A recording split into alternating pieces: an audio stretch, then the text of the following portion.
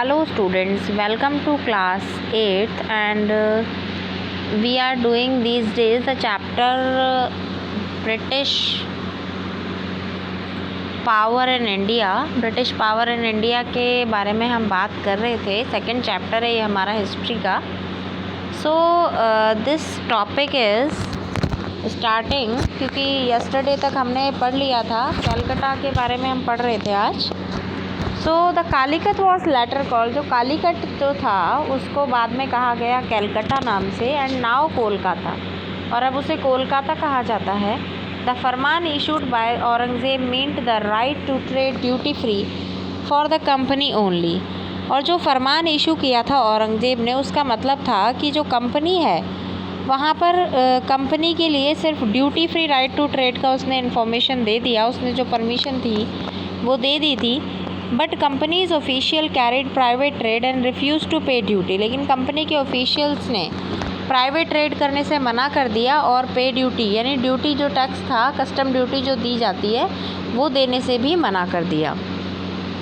Murshid Quli Khan the nawab of Bengal. Murshid Quli Khan जो कि बंगाल के नवाब थे.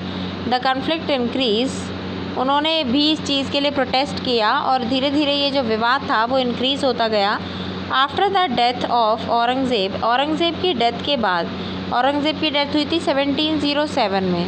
औरंगज़ेब की डेथ के बाद बंगाल नवाब असर्टेड दियर पावर. बंगाल नवाब्स ने अपनी पावर्स को असर्ट किया एंड ऑटोनॉमी, यानी अपने इंडिपेंडेंट रूल को भी असर्ट किया. मुर्शीद कुली खां बाद में राजा बना. अलीवर्दी खां के बाद वो रूलर बना बंगाल का.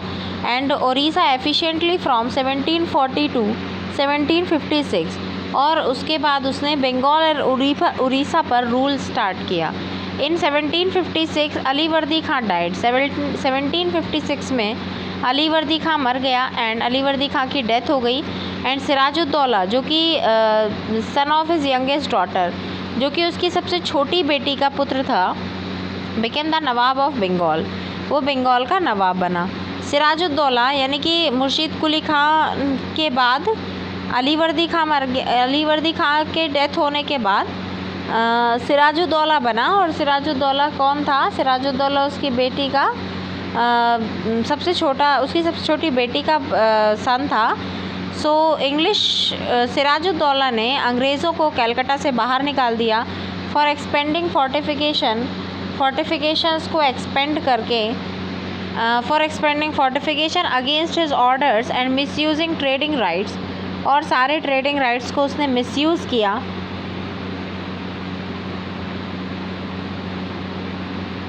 सिराजुद्दौला ने इंग्लिश को इसलिए बाहर निकाला बिकॉज उसने सारे ट्रेडिंग राइट्स को मिसयूज़ किया था. और जो भी इंग्लिश पर्सन्स थे उन्होंने जो भी ट्रेडिंग राइट्स थे उन सभी का मिसयूज़ किया था. बट लेकिन रॉबर्ट क्लाइव ने जल्दी ही कंपनी का फोर्स जो था वो बंगाल में स्थापित कर दिया और resorted the company's earlier position. और कंपनी की अर्लियर पोजीशन जो थी उसको रिस्टोर किया. एंड ट्रेड प्रिविलेजेस द ट्रैकियर्स मीन्स. और ट्रेड को, यानी कि सिराजुद्दौला जो था 1757 का जो युद्ध हुआ था, जो वॉर हुआ 1757 का, बैटल ऑफ प्लासी, उसमें मारा गया. So he acquired so much wealth in India.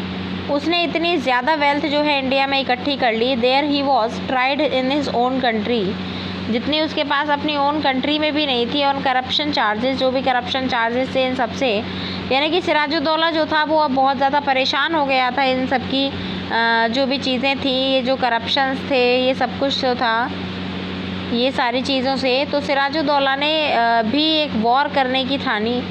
तो अब जो बात आती है, धीरे धीरे ये जो परिस्थितियाँ हैं, ये सारी सर्कमस्टेंसेस सिराजुद्दौला को बैटल ऑफ प्लासी की तरफ ले गई. बैटल ऑफ प्लासी बहुत इम्पॉर्टेंट एक स्ट्रक्चर कहा जाता है, इम्पॉर्टेंस ऑफ एक माइलस्टोन कहा जाता है बैटल ऑफ प्लासी. सिराजुद्दौला उस समय, अलीवर्दी खां की जब डेथ हुई थी तो सिराजुद्दौला 1756 में बंगाल का नवाब बना था. And the company was worried about his power. जो कंपनी थी वो उसकी पावर के बारे में बहुत वरिड थी. The company was worried about his power. Company उसकी पावर के बारे में बहुत वरिड थी. And keen on a puppet ruler. और वो एक puppet ruler who would willingly give trade जो कि वो एक उसे पपेट रूलर बनाना चाहती थी। वो ये चाहती थी कि ये जो कंपनी ये जो सिराजुद्दौला है ये एक पपेट यानी कि उनकी हाथ की कठपुतली बनकर रह जाए। और company was who would willingly give trade concession, जो कि जैसा ट्रेड कंसेशन वो कहें वैसे ही ट्रेड कंसेशन उन्हें देता जाए, और वो सभी ट्रेड कंसेशंस क्या हो जाएं, वो सभी ट्रेड कंसेशंस उनके लिए बेनिफिशियल साबित हो जाएं। एंड इन्फ्यूरेटेड सिराजुद्दौला आस्क्ड, गुस्से में सिराजुद्दौला ने पूछा, सिराजुद्दौला ने मतलब कहा उनसे, company to start meddling in the political affairs of his dominion. Sirajuddaula को ये बिल्कुल पसंद नहीं आया कि कोई अदर जो बाहर का जो पर्सन है वो उसके इंटीरियर जो मैटर्स हैं उनमें आके डिस्टर्बेंस या इंटरफेरेंस करे। तो उसने सिराजुद्दौला जो था वो इन सबसे बहुत ज़्यादा गुस्से में था कि बार बार उनकी जो पर्सनल पॉलिसीज़ हैं उन सब में आके इंटरफेरेंस करना एंड पॉलिटिकल अफेयर्स को भी जो भी है उनको मैनिपुलेट करना। तो उन्होंने कहा, जो सिराजुद्दौला थे उन्होंने कहा कि ये सारी चीज़ें आप रोक दीजिए, स्टॉप फोर्टिफिकेशन, ये किलेबंदी करना भी बंद कर दीजिए, पे द रेवेन्यूज़, और जितने भी टैक्सेस आप पर लगे हैं वो सभी आप पे करिए। और जब सिराजुद्दौला उनको मनाने में या उनको समझाने में बिल्कुल फेल हो गया, ऑल आफ्टर नेगोशिएशंस फेल्ड, जब ये सारी नेगोशिएशंस फेल्ड हो गई, then the nawab march with 30,000 soldiers to English factory. तो ईस्ट इंडिया फैक्ट्री यानी इंग्लिश फैक्ट्री की तरफ नवाब जो था वो 30,000 सोल्जर्स के साथ उसने आक्रमण करने का फैसला किया। एट कासिम बाज़ार में कैप्चर्ड द कंपनी ऑफिशियल्स को पूरे तरीके से कब्जा किया उसने, and locked the warehouse को लॉक कर दिया। डिसआर्म्ड ऑल इंग्लिशमैन, और सभी इंग्लिशमैन्स के जितने भी उनके पास जो भी शस्त्र वगैरह थे, जो भी वेपन्स थे, वो सब उसने नष्ट कर दिए। एंड ब्लॉकेटेड इंग्लिश शिप्स, और इंग्लिश शिप्स को ब्लॉक कर दिया, यानी सिराजुद्दौला ने उनको यहाँ से निकालने की पूरी कोशिश की। Then he march to the Calcutta to establish control over the company's fort there. फिर उसे यहाँ से कासिम बाज़ार से उसने कैलकाटा की ओर मार्च किया कि वहाँ पर वो कंपनी के फोर्ट पर अपना कब्जा करेगा। On hearing the news the fall of Calcutta के गिरने की, यानी कि कैलकाटा में अपनी गवर्नमेंट के गिरने की न्यूज़ सुनकर कंपनी के ऑफिशियल्स ने मद्रास में अपनी सेनाओं को भेजा under the command of Robert Clive, जो कि रॉबर्ट क्लाइव के अंडर में या उसके रॉबर्ट क्लाइव उसके कमांडर थे। Reinforce by naval fleets and prolong negotiations, बहुत ज़्यादा नेगोशिएशंस यानी लंबी बातचीत चली with the nawab followed, nawab के साथ। एंड फाइनली 1757 में Robert Clive led the company's army against Sirajuddaula at Plassey. Robert Clive जो था वो लीडरशिप करने में कामयाब हुआ सिराजुद्दौला के विरुद्ध प्लासी में। The battle of Plassey became famous because it was the first major victory the company won in India, क्योंकि यही फर्स्ट मेजर विक्ट्री थी जो कि कंपनी ने इंडिया में जीती थी। और यहीं से 1757 से ही, ये जो मेन जो पॉइंट था 1757 से ही जो कंपनी है वो अपना रूल यहाँ पर उसने ऑफिशियली स्टार्ट कर दिया था। तो इसीलिए जो इंडिया है, इंडिया में ब्रिटिश रूल का जो टाइम पीरियड है वो कहा जाता है कि वो है 1757 से 1947 तक। तो 1757 से 1947 तक जो टाइम पीरियड होता है वो होता है 190 ईयर्स का। सो इसीलिए 190 ईयर्स जो कह सकते हैं ब्रिटिशर्स हैं उन्होंने हमारे यहाँ पर रूल किया। सो ये हो गया हमारा 1757 तक किस तरीके से जो सिराजुद्दौला है उसको बैटल ऑफ प्लासी में इन्होंने हराया। And now the battle of Buxar. देखिए बैटल ऑफ बक्सर क्या था, as Mir Jafar was not helpful as the company wanted him to be. जैसे कि मीर जाफ़र जो था वो कंपनी जैसा चाहती थी, उसकी जो डिमांड्स थी, यानी कंपनी जो थी वो तो वैसे भी हर किसी को अपने हाथों की कठपुतली बनाना चाहती थी। तो मीर जाफ़र जो था वो इतना कामयाब सिद्ध नहीं हुआ कंपनी के लिए जो उनकी डिमांड्स को पूरी कर सके।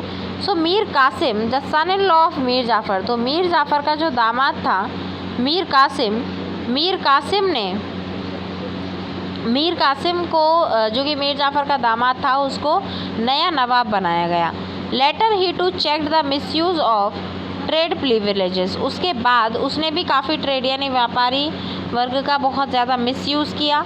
And Britishers abolish taxes and internal trade of dislike of the British, और जो कुछ टैक्सेस जो हैं वो हटवा दिए। Mir Qasim entered into alliances with Mughal emperor Shah Alam second and nawab of Awadh.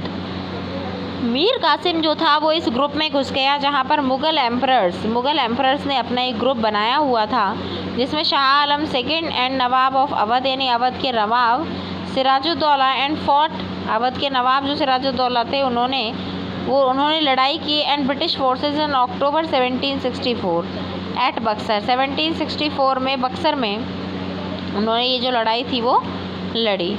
And he was defeated and driven out of Bengal, और उसे हरा दिया गया और बंगाल से बाहर निकाल दिया गया, now British had establish undoubted and unquestion, अब ब्रिटिश जो थे वो बिल्कुल अनडाउटेड और अनक्वेश्चन अथॉरिटी जो थी वो बंगाल पर संभाल रहे थे। And considered influence over the ruler of Awadh and Mughal emperor, और उन्होंने बहुत ज़्यादा इन्फ्लुएंस जो था रूलर ऑफ अवध और मुग़ल एम्परर पर वो स्टार्ट कर दिया। And consequently the treaty of Allahabad was signed in 1765, consequently the treaty of Allahabad की जो ट्रीटी थी वो साइंड इन 1765, इलाहाबाद की जो संधि थी वो 1765 में मुग़ल एम्परर और रूलर ऑफ अवध के बीच में साइन की गई 1765 में। तो ये था 1765 में जब ये ट्रीटी स्वीकार की गई। अब नेक्स्ट जो है हमारा मुग़ल एम्परर ने ग्रांट किया यानी परमिशन दे दी, दीवानी की यानी राइट टू कलेक्ट रेवेन्यू की, जो भी इनकम है रेवेन्यू जो है वो कलेक्ट की जाएगी बिहार, बंगाल और उड़ीसा से to the East India company के लिए, यानी बिहार, बंगाल और उड़ीसा इनके लिए, ईस्ट इंडिया कंपनी के लिए इन जगहों से यानी जो भी मेन जो भी जगह होती थी उन सभी से टैक्सेस को वसूल किया जाना, ये सब किसको दे दिया? मुग़ल एम्परर ने ये परमिशन दे दी on to the East India Company को ऑन द परमानेंट बेसिस पर। In return the company gave him Kora and Allahabad and an annual tribute, और इन रिटर्न में कंपनी ने उन्हें क्या दिया? Kora and Allahabad and in annual tribute, एक एनुअल ट्रिब्यूट दिया। शाह आलम सेकंड जो था उसने इलाहाबाद में ही रहना स्टार्ट कर दिया under the company's protection, company की प्रोटेक्शन के अंदर। द नवाब ऑफ अवध के nawab had to pay an indemnity of 50 lakh, Awadh के जो नवाब थे उन्हें 50 लाख रुपीज़ का पेमेंट करना होता था, हर मंथ जो उन्हें पेमेंट करना होता था। तो अवध के नवाब को ये टैक्सेस और ये ड्यूटीज़ चुकानी पड़ती थी। एंड द ब्रिटिश री इंस्टॉल्ड मीर जाफ़र, फिर ब्रिटिशर्स ने वापस से मीर जाफ़र को वहाँ पर री इंस्टॉल किया। द नवाब हैड टू पे, अब नवाब को 5 लाख रुपए पर मंथ वहाँ पर जमा कराने होते थे। But the company wanted more, लेकिन कंपनी को और भी चाहिए था। मीर जाफ़र की death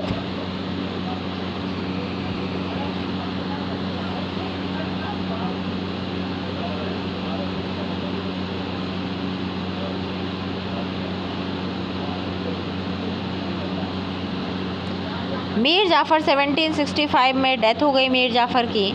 and having failed to work with puppet nawab, और अब वो बिल्कुल जो ईस्ट इंडिया कंपनी थी वो पपेट नवाब्स को नहीं समझा पा रही थी, यानी कि अब नवाबों को वो अपनी कठपुतली नहीं बना पा रही थी। रॉबर्ट क्लाइव ने ये डिक्लेयर किया, we must indeed become nawabs ourself, अब हमें वास्तव में ही खुद से नवाब बनना होगा, यानी अब नवाबी शाही को हमें अपने अंडर में लेना होगा। मीर जाफ़र की 1765 में डेथ हो गई। And having failed to work with puppet nawabs, अब उसे पपेट नवाब्स के साथ मौका नहीं मिला खाने की, जो भी चीज़ें हैं, जो भी उसको सारी चीज़ें मिल रही थी वो सारी चीज़ें अब पपेट नवाब ही देते थे उसे, लेकिन अब कोई पपेट नवाब्स उसे नहीं मिल रहे थे। रॉबर्ट क्लाइव ने कहा कि अब हमें वास्तव में खुद से ही क्या बनना पड़ेगा? नवाब बनना पड़ेगा, और इस तरीके से ही हम अपना जो अधिकार है वो सारी चीज़ें हम इजीली निभा पाएंगे और सारी चीज़ें हम इजीली यानी अपना प्रॉफिट हम देख पाएंगे। तो ये था कि किस तरीके से जो